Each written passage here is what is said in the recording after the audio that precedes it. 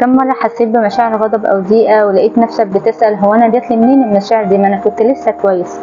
كم مرة لقيت فكرة عندك وأنت مش عارف هي جاتلك منين. الفكرة بس كلها إن في أشخاص بتبقى ساعات بترمي جواك حاجات زي فكرة أو شعور، وهي بدون وعي منهم، هم ما بيبقوش عارفين يتعاملوا مع ده أو يهندلوا مشاعرهم أو أفكارهم، فبيبدأوا يسكتوا على اللي حواليهم. طب زي إيه؟ زي مثلا إن حد يبقى عنده مخاوف من المستقبل فيبدأ يحسسك بالمخاوف دي بدون وعي منه. ممكن برضو حد يبقى عنده خوف من الفشل، ممكن حد يبقى عنده غضب ومش عارف يعبر عنه فيبدأ ينقلك مشاعر الغضب ده، فتبدأ تحس بالمشاعر دي وانت مش عارف هي جاتلك منين. ممكن حد يبقى عنده المقارنة عالية قوي عشان حاسس بالنقص، فتبدأ انت برضو عينك تقارن نفسك باللي حواليك. الفكرة كلها بس لو الشخص مش مدرك لمشاعره وافكاره والعالم الداخلي بتاعه هيلبس لبسه وحشه قوي، وهيبدا يتبنى افكار ومشاعر مش بتوعه وهيمشي بيهم يصدقهم ان ده هو انا. فالفكره كلها بس ان انت محتاج تبقى على درايه بمشاعرك وافكارك.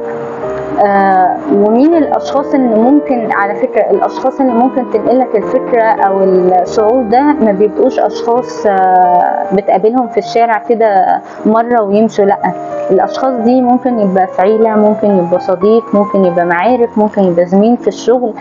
الناس دي بدون وعي منهم هم ما بيبقوش عارفين يهندلوا افكارهم ومشاعرهم، فممكن ينقلوا لك ده. طيب انا عايزه بس نفرق بين حاجه عشان دي مهمه جدا.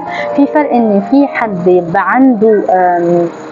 عنده مشاعر وبيعبر عن نفسه ان انا متضايق، وده مهم جدا ناخد بالنا منهم، ان مش اي حد بيجي يقول لنا حاجه يبقى معنى كده ده يرمي عندي فكره او شعور، لا، هو ممكن يبقى عايز يعبر عن مشاعره، هتلاقيه بيتكلم عن نفسه.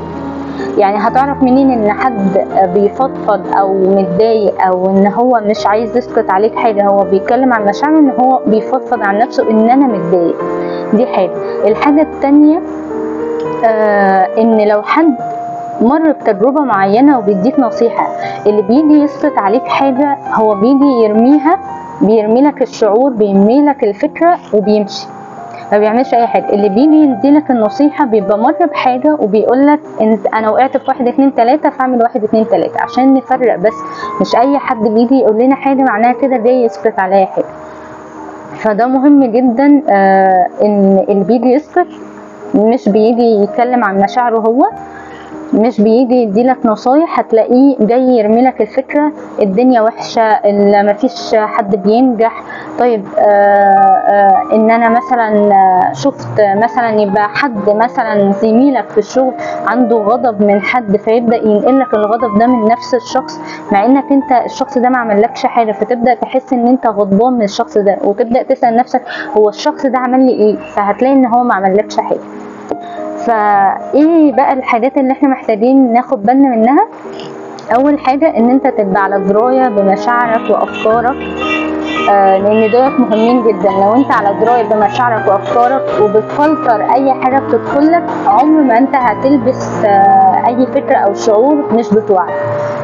تاني حاجة، لما حد يجي يقول لنا على حاجة عن نفسنا، لان ساعات الاشخاص دولت ممكن زي ما قلت عيله او صديق او اي حاجه، ممكن حد جاي يقول لك حاجه عن نفسك فانت تبدا تعمل كونفيرم، صح انت عندك حق، انا كده انا كده، وده مش صح خالص. لازم ما تصدش الشخص، بس اسمعه، بس ما تصدقش اللي هو بيقوله عن نفسك. لو هو جاي يقول لك حاجه عن نفسك ويقول لك انت كذا فيك كذا، لازم تراجع انت فعلا فيك ده ولا لا. مش معناها ان انا هنكر الحاجه دي لو انا فعلا الشخص صادق وفعلا جاي يقول لي ان انا فيا حاجه معينه، بس معناها ان انا بفلتر ومش بدخل اي حاجه جوايا. ده بس اللي كنت عايزه اقوله. فخلي بالكم بس من الحاجات اللي بتتقال لكم حواليكم عن نفسكم، عشان دي مهمه جدا جدا جدا، عشان ما تتبنوش افكار ومشاعر وتفضلوا ماشيين بيها ومصدقين ان ده انتوا ودولت مش انتوا، دول بتوعهم هم. بس كده.